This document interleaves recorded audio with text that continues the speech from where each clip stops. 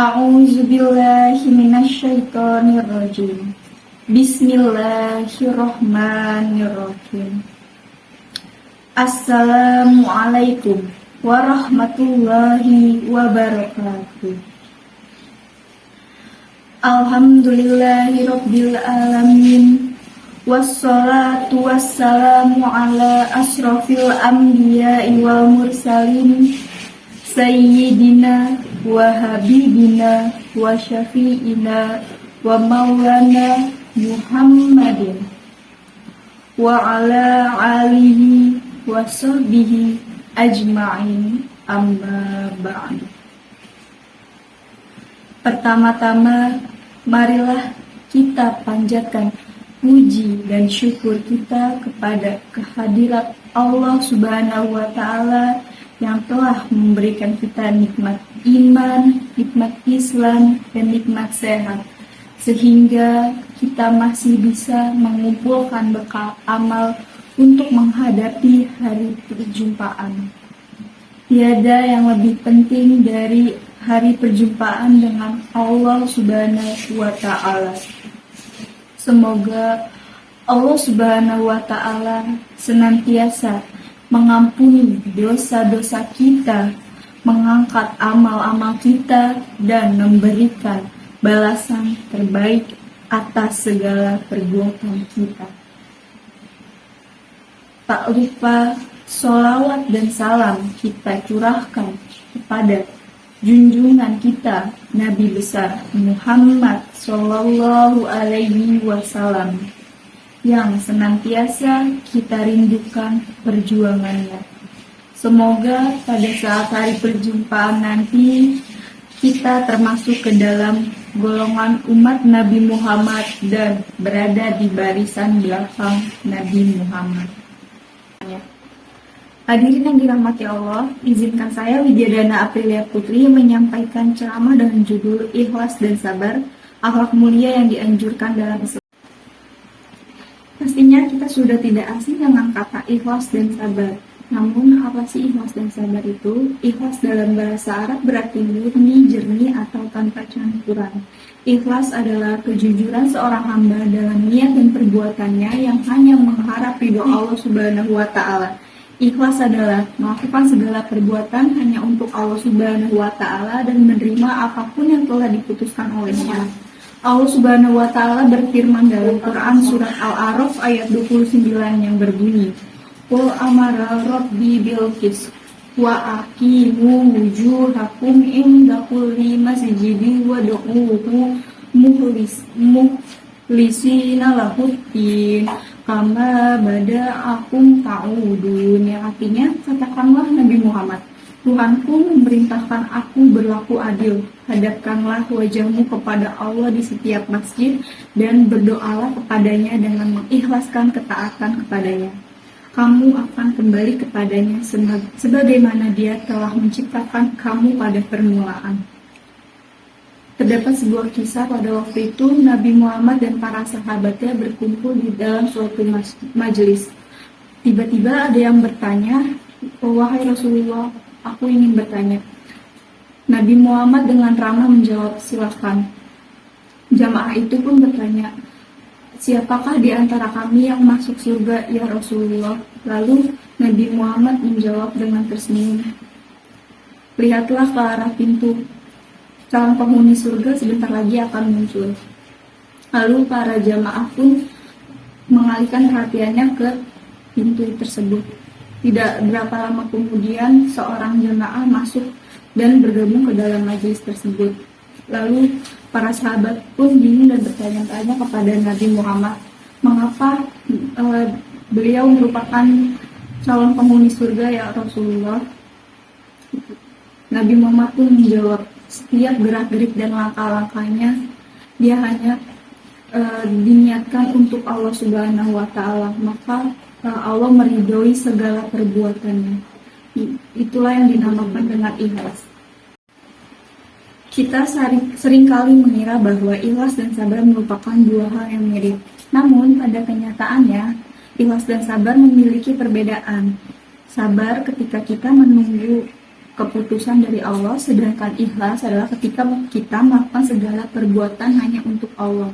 Allah Subhanahu wa taala berfirman dalam surat Al-An'am ayat 162 yang berbunyi, "Qul inna sholati wa nusuki wa mahyaya wa mamati lillahi rabbil alamin." Yang artinya, katakanlah sesungguhnya sholatku, ibadahku, hidupku dan matiku hanya untuk Allah Tuhan semesta alam.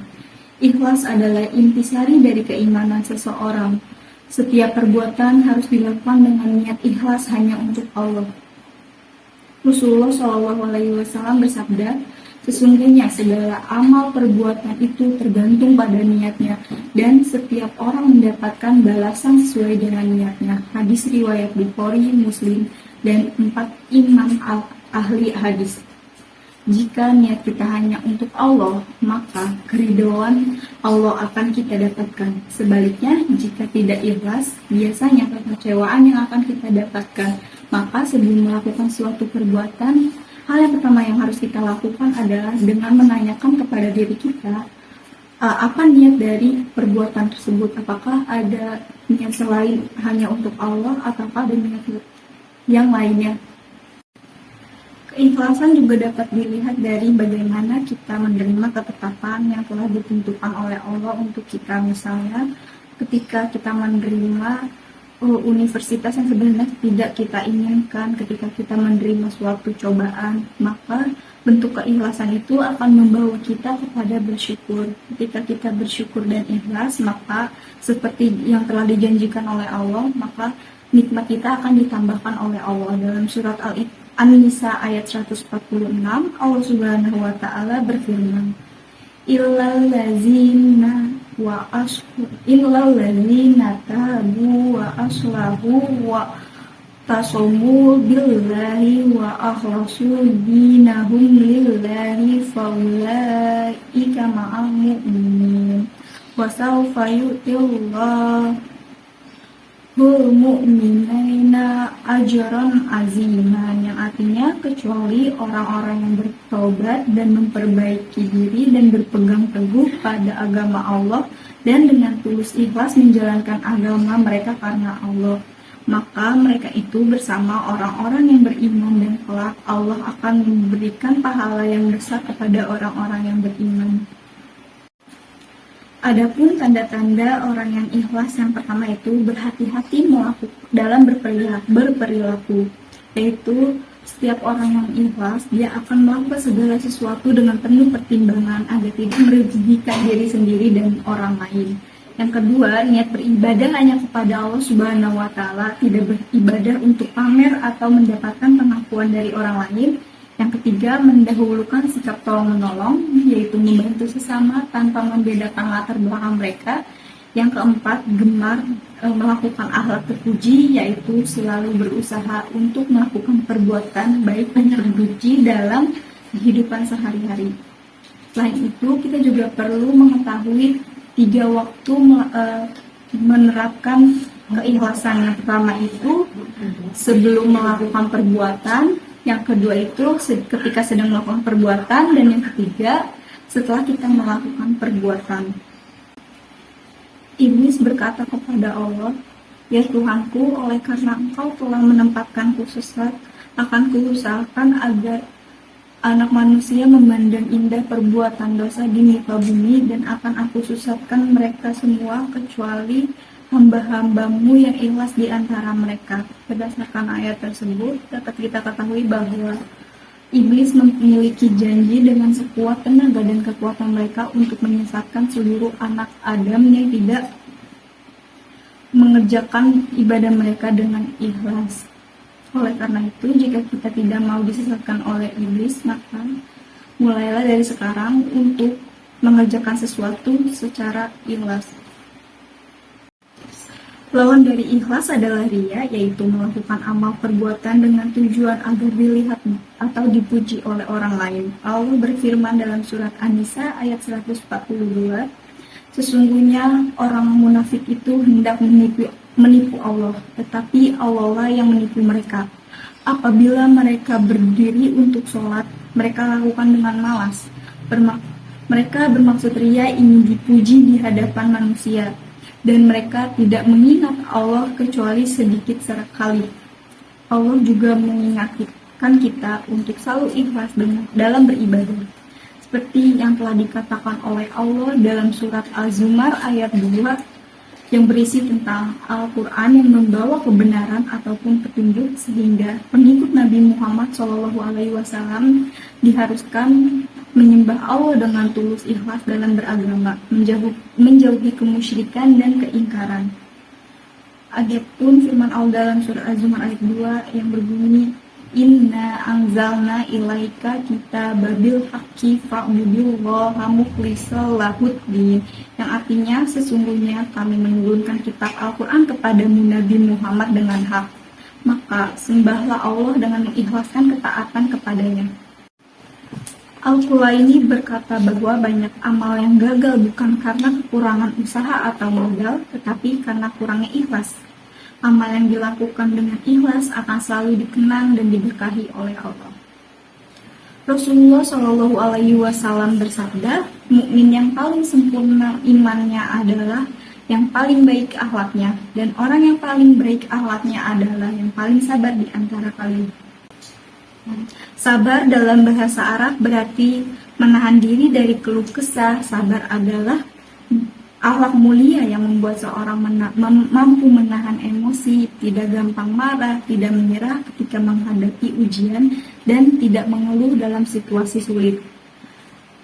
Allah berfirman dalam surat Az-Zumar ayat 10 yang berbunyi, Qul ya ibadillazina amanu taqu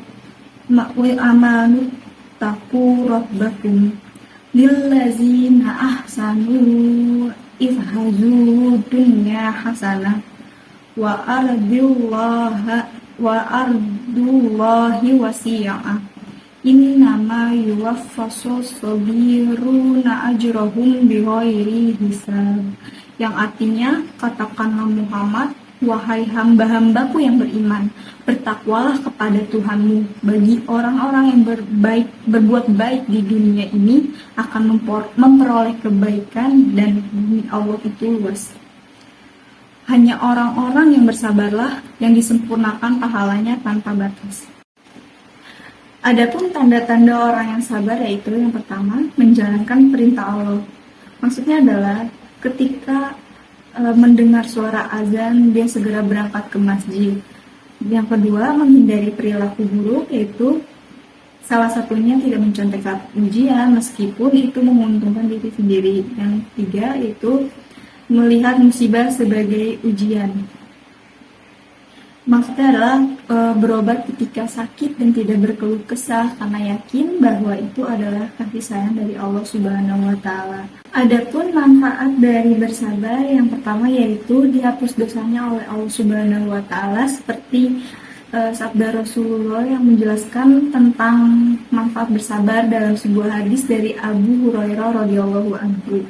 Tidaklah seseorang muslim mendapatkan kelelahan, sakit, kecemasan, kesedihan, mara bahaya, dan juga kesusahan hingga duri yang menusuknya, melainkan Allah akan menghapuskan dosa-dosanya dengan hal tersebut.